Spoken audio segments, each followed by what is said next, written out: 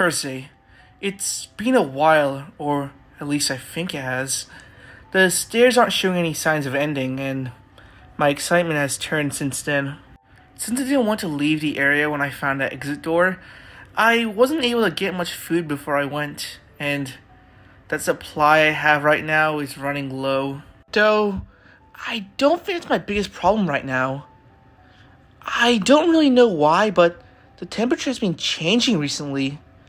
I guess the school still had working heating, but whatever this place is, doesn't seem to.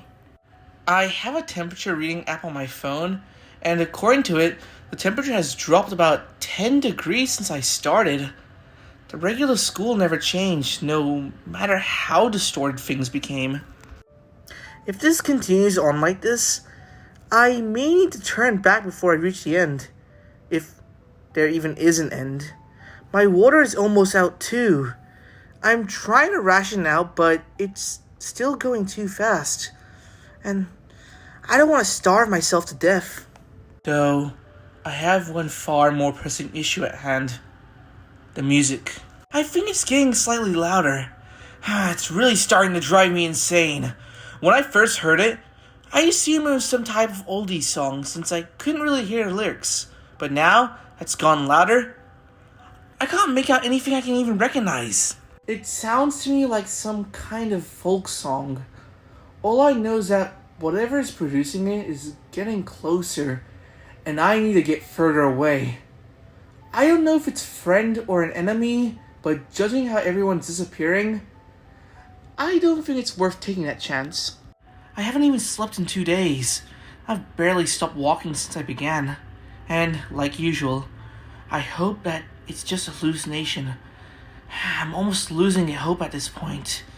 But I know that a few hours might make a difference. I might get out. I just need to take a chance. Wait, yes! I think I see a light far up ahead. It's almost like a laser pointer. You can't see it unless pointed directly at you. It has a faint green hue, almost like paint. It looks like to be miles away, but like nothing but air. But I guess I can still see it. If that means it's the exit and my chance to freedom, I'll need to run there before I either freeze or before whatever is producing that noise gets me. I'll be going now. See you on the other side. Friday. I'm almost at the green light.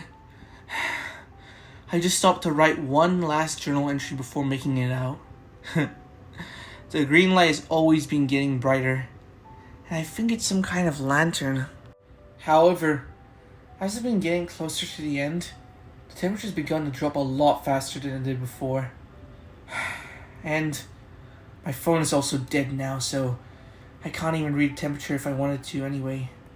If this isn't the exit, I'll probably just freeze to death at the top, and nobody wants that, right? Man, even my sweat is freezing to my body. It's really uncomfortable. And what's worse, the music's also been getting louder. I don't think I'm even hallucinating anymore. It's more like something is getting closer. It's like that feeling when you walk down a dark hallway and can feel something behind you. Except that thing is miles away.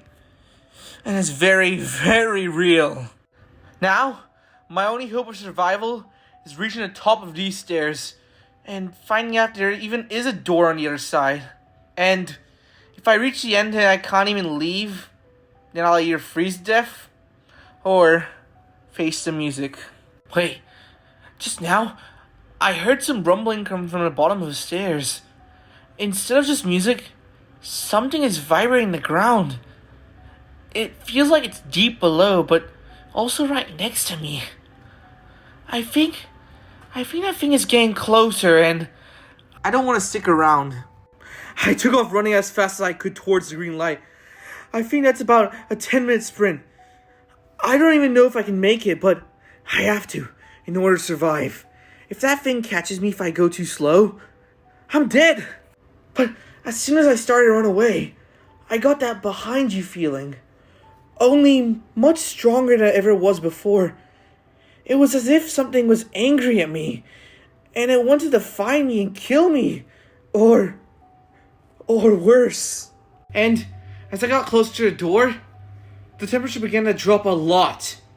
A few minutes in, and the walls were starting to ice over.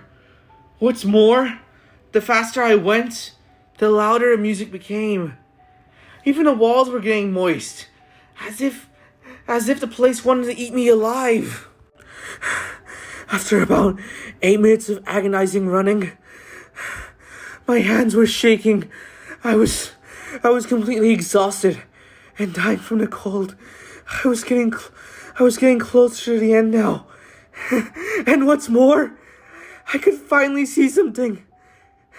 The exit. The green light I was seeing was actually the fire exit sign. Fire escape sign. I thought I was about to make it. I thought I was finally about to make it. I couldn't believe it.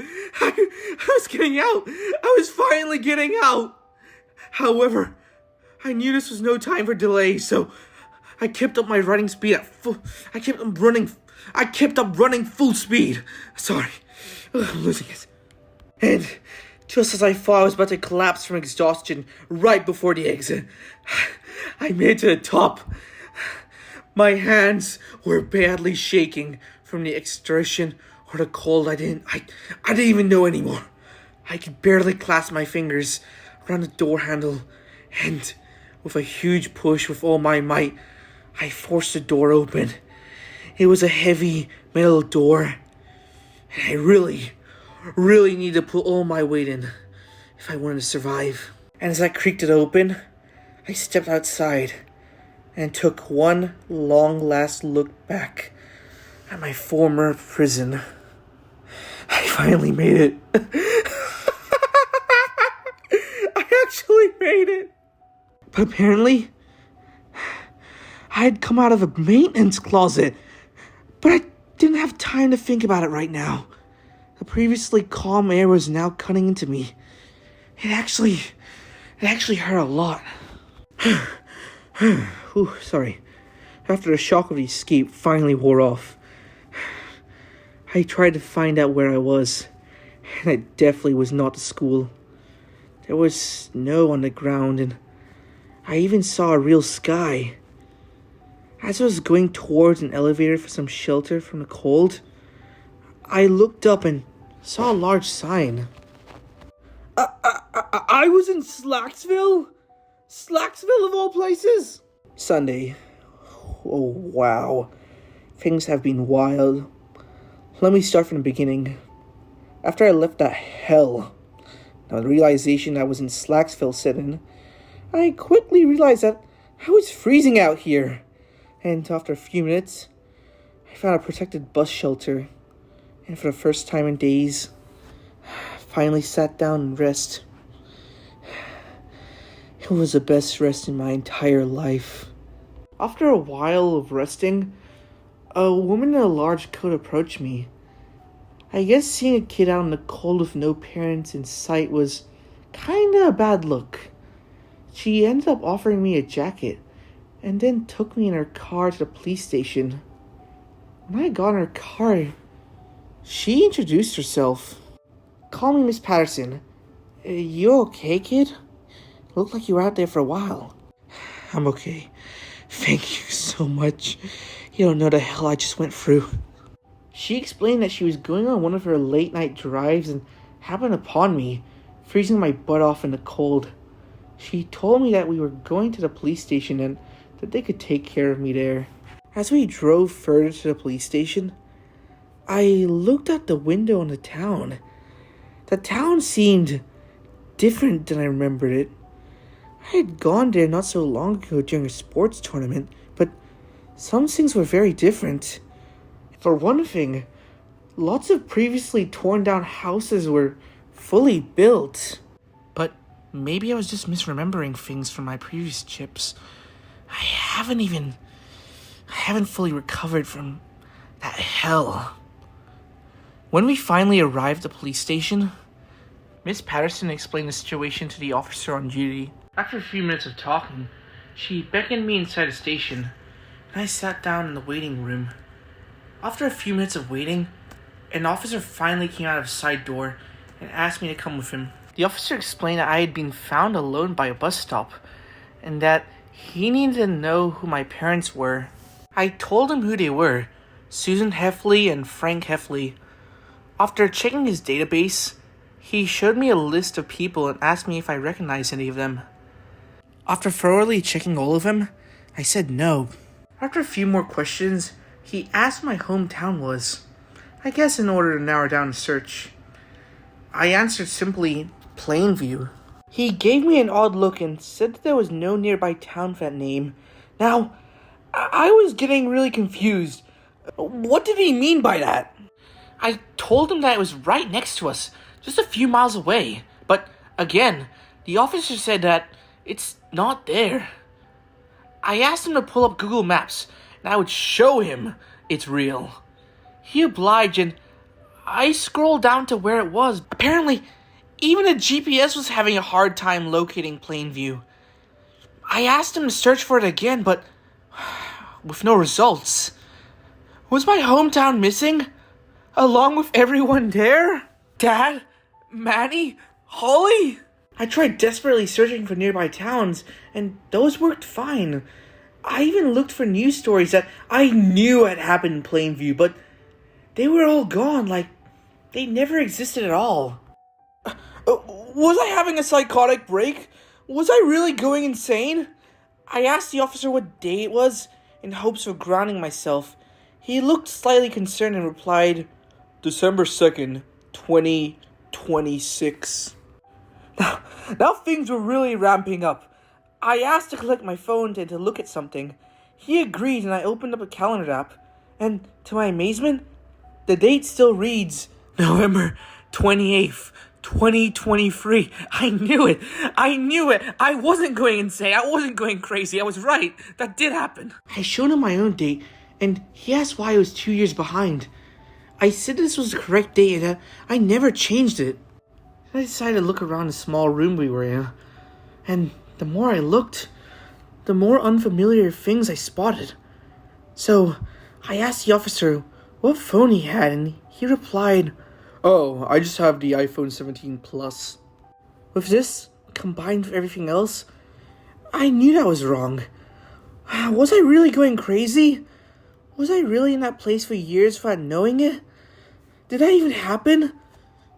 Finally, as one last-ditch effort, I asked him to search for Roderick Heffley, and after about a minute of looking, I found who I was looking for. As soon as I saw the images, I quickly shouted out, There! Him! And pointed at Roderick. My Roderick! That's my Roderick! The officer said that he was living here in Slacksville, and that he could call him down to the station. I knew it was Roderick from the picture, but he seemed a lot older than when I last saw him months ago. The officer was on the phone for quite some time, and after a lot of explaining, he hung up and told me that he would be here in about 20 minutes. He told me to go wait in the waiting area and that you'll see him there. And man, those 20 minutes were the longest 20 minutes of my life. I waited there, listening to the typing of keyboards and the rhythmic clicking of the clocks. After what felt like hours, I heard the door open and outside was... Roderick? Is that you? Then he said, It's been a while, Greg. Monday. I could not believe what I was seeing. Roderick was alive and well. Just a little older for some reason. Get in the back, Greg. Come on, we know all day. Excited, I got in the back of his van and we set off. Though, I guess he never really improved his driving skills, since he was just as bad as before he left. Some things never change. But after driving in silence for a few minutes, I finally broke the uncomfortable silence. So, Roderick, where were you all this time, and what have you done with yourself? After a few minutes of contemplation, he finally started talking. Well, Greg, fine. I'll tell you everything that happened. Just after I left home, I actually started crying. I really thought of going back, but I decided that it wasn't worth it. After finally leaving town, I came across a wall of fog around Plainview. It was like a wall of clouds, and as soon as I drove through, winds picked up into the dozens. I almost crashed several times, but after a few minutes of driving, I got through. I came to Slacksville and stopped over for a few days with my bandmates. Decide where to go next. While we were there, we didn't hear anything about Plainview. Almost like nobody noticed what was happening there. And people started talking about it less and less. And eventually people just stopped mentioning it, like they forgot it even existed. So once that happened, I decided to move to Boston for 2 years. I got a job working security and decided to come back on my break for old time's sake. Then, I got a call saying somebody called Greg was looking for me. Roderick didn't want to explain that over the years, all my mention of Plainview had dropped off soon after he left. Despite the chaos over there, nobody was ever talking about it outside. He even tried to text people who were still in Plainview, but nothing ever got in or out. It was as if Plainview had been separated from the rest of the world completely. After hearing all that, I was pretty shaken up about the whole thing. Was Dad, Manny, and Holly really gone forever? What about Mom? Whatever happened to them? No, calm down. They can still be alive. Maybe they went through what I went through. After everything Roderick had told me sank in, I decided to ask where we were driving to, since we had been driving for quite some time by now. Oh, we're just driving to a friend of mine. Someone who can help us figure everything out. Don't worry, he's trustworthy. He explained that he was in a similar situation to Roderick.